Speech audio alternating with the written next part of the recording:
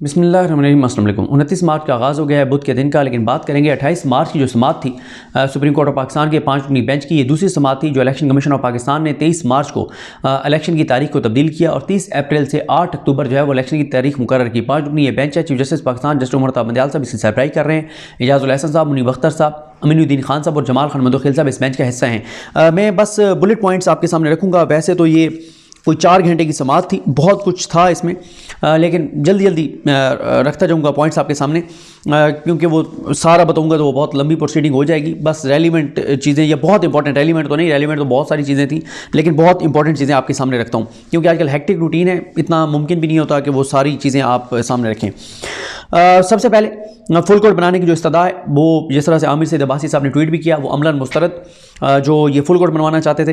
दूसरा मामला जिस पे मैं इससे पहली वीडियो में तफसील से बात कर चुका हूँ कि जमाल खान मंदोखिल साहब ने कहा कि ये 4-3 का मामला है या 3-2 का मामला है, ये हमारा इंटरनल मामला है, इसमें आप ना पढ़ें। आप ये बताएं कि इलेक्शन की तारीख इलेक्शन कमीशन चेंज कर सकता था या नहीं कर सकता था। ये उन्होंने अटॉर्नी जनरल पाकिस्तान से पूछा और इस पर chief justice Pakistan justice Umar Ata Bandial साहब ने शुक्रिया अदा किया जमाल खान मंदोखिल साहब का कि आपने इस मामले को क्लियर किया है। तीसरा जो है वो अदालत ने कैटेगोरिकल चीफ जस्टिस पाकिस्तान ने कह दिया है कि इलेक्शन कमीशन ऑफ पाकिस्तान के पास कोई इख्तियार नहीं था कि वो जो है वो इलेक्शन की तारीख को तब्दील करता। मैं आगे चल के आपको बता दूं कि अटॉर्नी जनरल पाकिस्तान का एक ऐसा एतराफ़,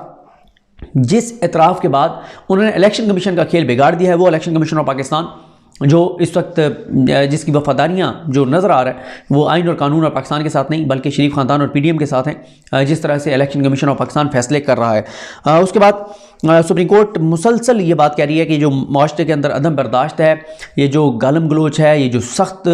लैंग्वेज है, एक दूसरे पर इल्ज़ामात हैं, धमकियाँ हैं और एक दूसरे के गिरबान पकड़ रहे हैं, ये टेंस माहौल, इसको कूल डाउन करना होगा ताकि इलेक्शन जो है वो पुरअमन तरीके से हो सके और साफ़ और शफाफ इलेक्शन हो सके और तमाम पार्टीज़ और हुकूमत दोनों जो हैं वो पीछे हटे, थोड़ा सा माहौल को इस तरह का बनाएं, साजगार बनाएं कि इलेक्शन हो सकें। उसके बाद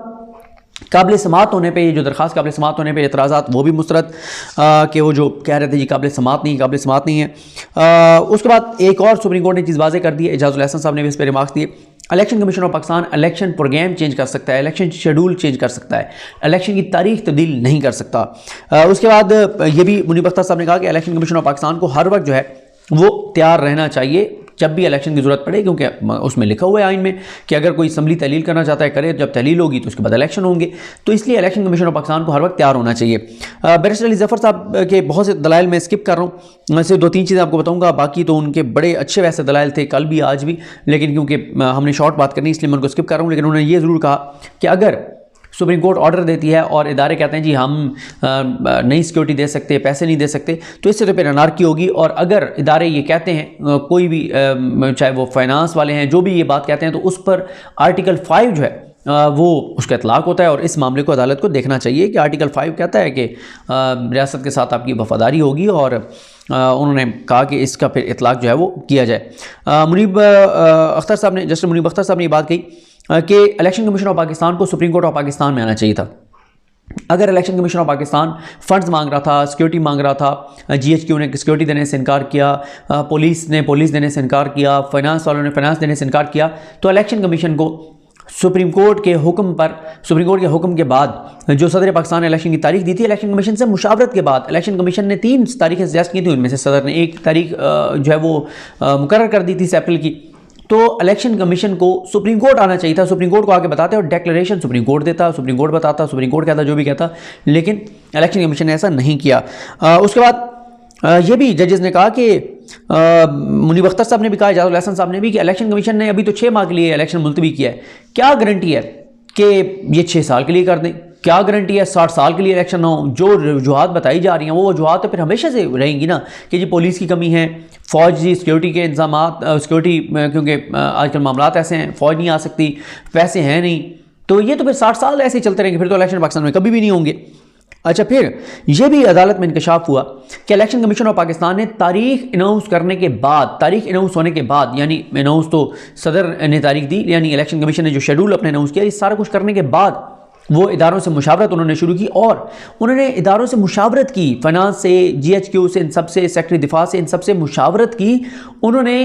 डायरेक्शन नहीं दी जो आर्टिकल 220 में वो डायरेक्ट करेंगे, वो हुक्म देंगे कि हमें ये चीज़ें चाहिए, ये नहीं किया उन्होंने। से मुशावरत किया है, लेटरबाजी, चिट्ठीबाजी, गपशप, मीटिंग्स, मुलाकातें, बस ये करके और कहा जी इलेक्शन नहीं हो सकते। उसके बाद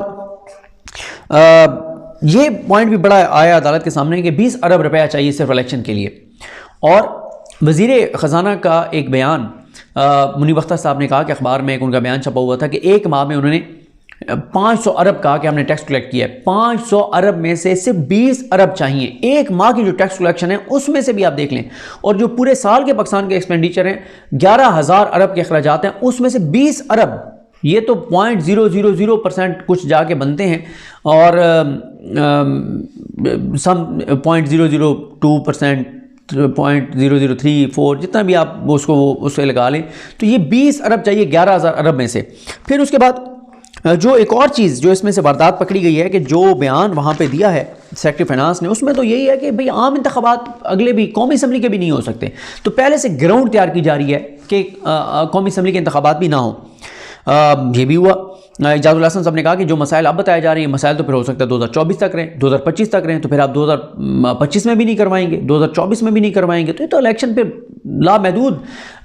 मुद्दत के लिए और वक्त के लिए इलेक्शन जो है वो मुलतवी हो जाएंगे। चीफ जस्टिस पाकिस्तान ने कहा कि कौमों पर मुश्किल वक्त आता है, आप कट लगाएं, आप हमारी तनख्वाहों पर कट लगाएं आप, लेकिन इलेक्शन जो है वो कराएं। और यहाँ पर मैं आपको बताऊँ, फवाद चौधरी साहब को मैंने ये नहीं पता मुझे किस प्रोग्राम में उन्होंने ये बात की है, लेकिन मैं सोशल मीडिया पे ग्राफिक देख रहा था कि फवाद चौधरी साहब ने कहा कि अगर हुकूमत के पास पैसे नहीं है इलेक्शन कराने, हम टेलीथॉन करने के लिए तैयार हैं, हम पैसे इकट्ठे कर देने के लिए तैयार हैं, ये इलेक्शन करवाएं, ये भागे नहीं इलेक्शन से। उसके बाद तुर्की की बात की चीफ जस्टिस पाकिस्तान ने कि वहाँ पे इतना सख्त ज़लज़ला आया है, वहाँ पे सिर्फ जो बहुत मुतासर इलाके हैं वहाँ पे नहीं हो रहा, बाकी तो इंतखाबात हो रहे हैं। पाकिस्तान में भी उन्होंने कहा कि मैंने ट्रेन पे सफ़र किया है, सिंध में अभी बहुत सी जगहों पे पानी खड़ा हुआ है, और कोयटा की तो कनेक्टिविटी नहीं है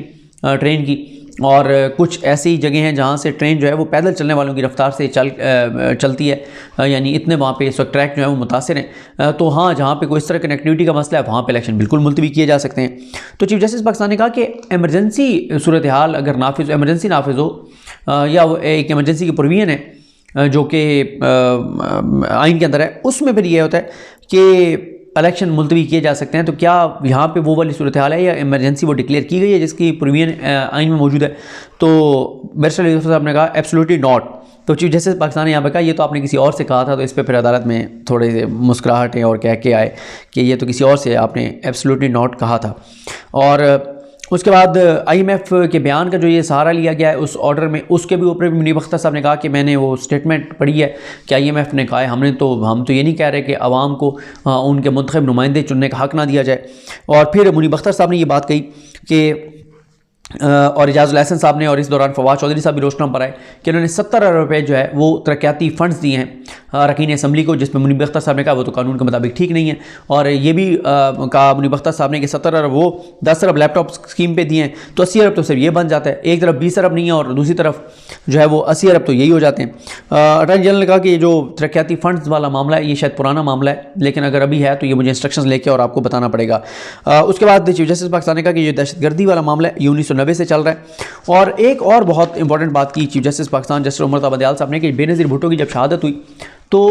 उन्होंने नाम नहीं लिया, उन्होंने कहा एक सूबे में इलेक्शन कमीशन के दफातर जला दिए गए, उनका रिकॉर्ड जला दिया गया, उसके बावजूद सिर्फ 40 रोज़ के लिए इलेक्शन जो है वो मुलतवी हुए थे। तो हमें एक थ्रेश होल्ड जो है वो तय करना होगा, क्योंकि पहली बार सुप्रीम कोर्ट इस मामले का जायज़ा ले रही है इलेक्शन को मुलतवी करने के मामले का। और जो आर्टिकल 254 है उस पर पहले बहुत सी बात हुई, आज भी बात हुई कि आर्टिकल 254 उस वक्त इन्वोक होगा जब कोई चीज़ हो जाएगी, अभी तो कुछ हुआ ही नहीं है, तो आप अभी से उसका सहारा लेके और आप इलेक्शन को मुलतवी करना चाहते हैं। अच्छा, अटॉर्नी जनरल पाकिस्तान के अतराफ़ का मैं आपको बता दूँ, अटॉर्नी जनरल पाकिस्तान के जो अतराफ़ है, मैं जो आपको शुरू में आपको अर्ज़ किया कि उन्होंने खेल बिगाड़ दिया, इलेक्शन कमीशन ने जो खेल खेलना था सारा शरीफ ख़ानदान के लिए। अटॉर्नी जनरल पाकिस्तान जो PDM सरकार के नुमाइंदे हैं उनकी तरफ से दलाइल दे रहे हैं, उन्होंने इस बात का एतराफ़ किया है कि आइन में और कानून में कहीं पे इलेक्शन कमीशन ऑफ पाकिस्तान के पास ये इख्तियार नहीं है कि इलेक्शन कमीशन ऑफ पाकिस्तान जो है वो इलेक्शन की तारीख को तब्दील कर दे, इलेक्शन को एक्सटेंड कर दे, सदर की 2 तारीख को ख़त्म करके और नई तारीख का ऐलान कर दे। ये एतराफ़ कर लिया है अटॉर्नी जनरल पाकिस्तान ने, और बहुत से लोग वहाँ बैठे वो कहते हैं अटॉर्नी जनरल पाकिस्तान की कोई तैयारी नहीं थी, कोई वो मुतासिर नहीं कर सके जजेस को, कुछ तरह से। ज़ाहिर है जब आपका केस कमज़ोर हो तो आप जितने भी लायक हों काबिल वकील हों, जब आपके केस में कुछ है ही नहीं तो आप कितने एक अच्छे दलाइल दे सकते हैं। उसके बाद उन्होंने चीफ जस्टिस पाकिस्तान ने कहा कि इलेक्शन कमीशन ने जल्दबाजी में जो है ये ऑर्डर लिखा है, नज़र आ रहा है यही। और फिर ये बात भी की इजाज़ुल हसन साहब ने कि पिछले साल जो चीफ इलेक्शन कमिश्नर ने कहा था कि हम नवंबर में इलेक्शन कराने के लिए तैयार हैं, तो उस पर अटॉर्नी जनरल के ज़बरदस्त उन्होंने दलील दी। उन्होंने कहा उस वक्त डॉलर का रेट और था, डॉलर का रेट और है। तो इजाज़ुल हसन साहब ने कहा कि इलेक्शन कमीशन के डॉलर्स के ऊपर चलता है। तो फिर उसके बाद सिक्योरिटी की जब बात हो रही थी तो उस वक्त उन्होंने कहा जमाल खान मुंतखिल साहब ने कि मेरे साबिक चीफ जस्टिस को जो है वो उनके घर में घुस के और कत्ल किया गया। मिस्किन ज़ई साहब का आई थिंक वो जिक्र कर रहे थे। उसके बाद इलेक्शन कमीशन ने टाइम भी मांगा, कुछ उन्होंने डॉक्यूमेंट्स जमा करवाने थे, कुछ मीटिंग मिनट्स जमा कराने थे, और मरदमशुमारी का भी वहाँ पे जिक्र हुआ। मरदमशुमारी के ऊपर भी मुंतखिल साहब ने बात कही कि आपने 2017 का जो मरदमशुमारी थी उसको 2021 में नोटिफाई किया, तो ये कोई बात नहीं है कि आप जो है ना वो मरदमशुमारी, तो उन्होंने कहा मरदमशुमारी अभी इलेक्शन होंगे और जब मरदमशुमारी हो जाएगी तो नए इलेक्शन उसके ऊपर हो जाएंगे। तो ये नहीं है कि आप इस तरह से जो है वो इसकी आड़ लें। ये वो इंपॉर्टेंट पॉइंट्स हैं जो मैं समझता था कि आपके सामने रखने चाहिए। मुकम्मल वैसे मेरे पास वो है नोट्स, किसी वक्त ज़रा और चीज़ें निकाल के जो नहीं अब तक आपके सामने रख सके वो आपको बताएंगे। तो बाकी इंशाल्लाह जो कुछ पार्लियामेंट में हुआ उस पर नेक्स्ट वीडियो में बात करेंगे। मुझे अपनी दुआ में याद रखें। लखनी हम सबका हामी नासरो। अल्लाह हाफ़िज़।